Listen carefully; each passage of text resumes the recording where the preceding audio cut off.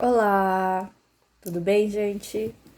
Daqui do meu home office, eu aceito o desafio do Senzo de tentar passar para vocês que estão aí nas suas casas uma continuidade da aula de sociologia, tá? A aula que a gente adentraria seria a formação antropológica e sociológica do Brasil. E o personagem mais importante dentro da visão do UNB para a gente dar uma olhada seria Darcy Ribeiro, que a gente precisa saber quem que é.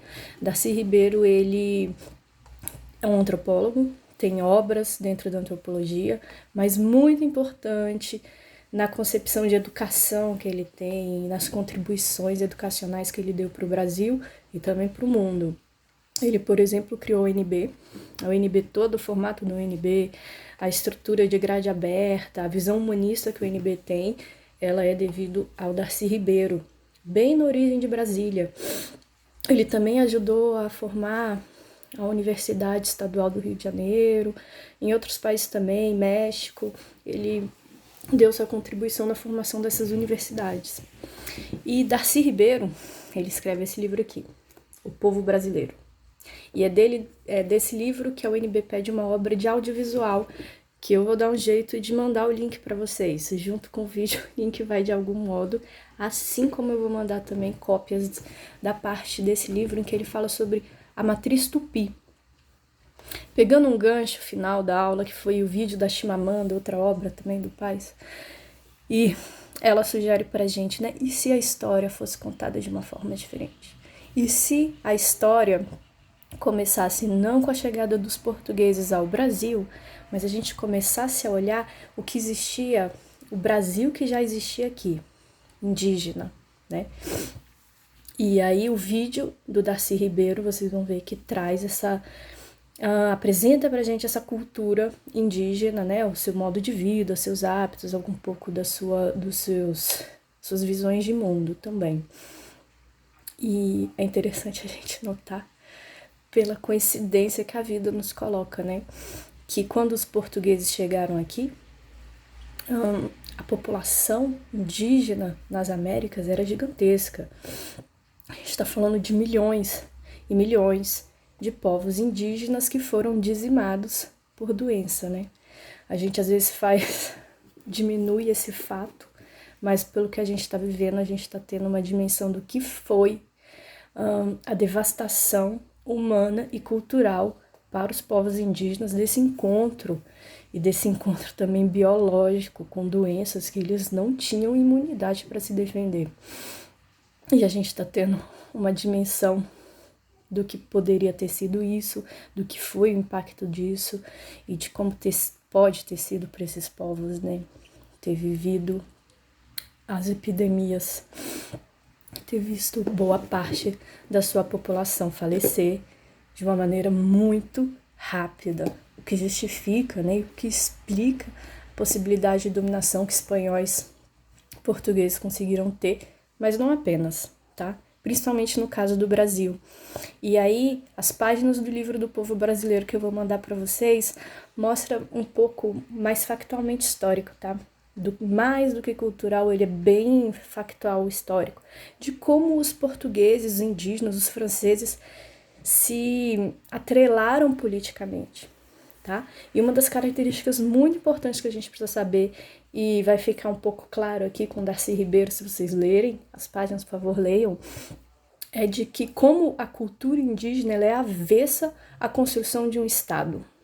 E mesmo eles tendo se associado a portugueses para fazer guerras, outros povos indígenas que se associaram a franceses para fazer guerras, aqui tudo dentro do Brasil, na busca de conquista de território, de formação de colônia, esses povos nunca se juntaram na construção de um Estado que os europeus tentaram fazer.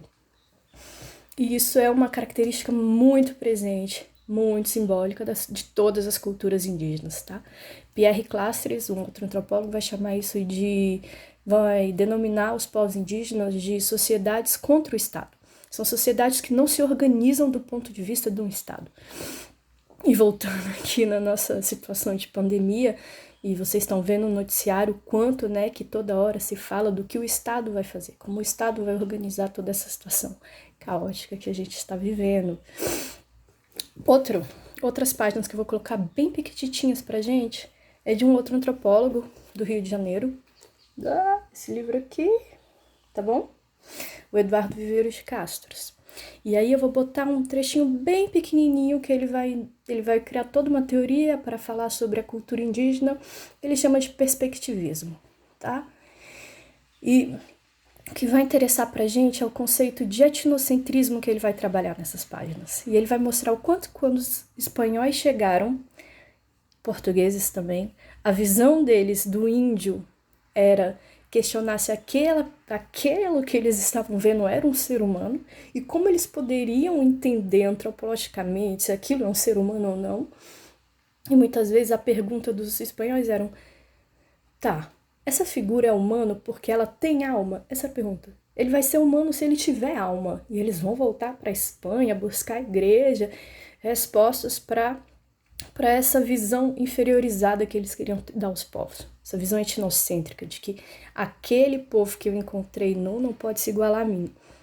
E do outro lado, o que os índios viram? Os índios, quando viram aquelas pessoas chegando de além-mar, vestidas, montadas a cavalo, a primeira coisa que eles pensaram era: eles são deuses? Eles têm alma, eu sei, mas o corpo deles é como o meu? Eu não vejo o corpo deles igual eu vejo o meu. Então, dê uma lida, é bem pequitinho. E uma das colocações muito interessantes que o Viveiros Castro faz é que os índios nunca questionaram a possibilidade dos europeus terem alma. Os índios enxergam alma em tudo, nos animais, na floresta, na chuva. Então, desculpa, é nesse ponto de vista em que ele trata o perspectivismo, a perspectiva que cada povo tem e principalmente qual é essa perspectiva indígena. Para estudar os povos indígenas, gente, o Brasil é um vasto campo, tem muita coisa produzida, tá? Em termos de indigenismo, dos povos indígenas, os cursos de antropologia, de pesquisa, a gente tem muita coisa publicada. Se for do interesse de vocês, e tomara que seja, qualquer gulgada que vocês dão, vocês vão encontrar muito material. O que eu colocaria é, se a gente vai ver a matriz Tupi, e eu falei para vocês de troncos linguísticos, deem uma brevíssima pesquisada sobre os troncos linguísticos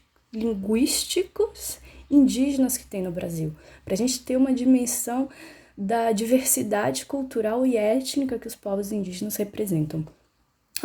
Espero que o vídeo tenha ficado bom, sinceramente. É minha primeira tentativa, estou nova nisso e fiquem bem, se cuidem, bebam água, descansem, estudem, mantenham-se felizes, que depois a gente volta. Um beijo grande.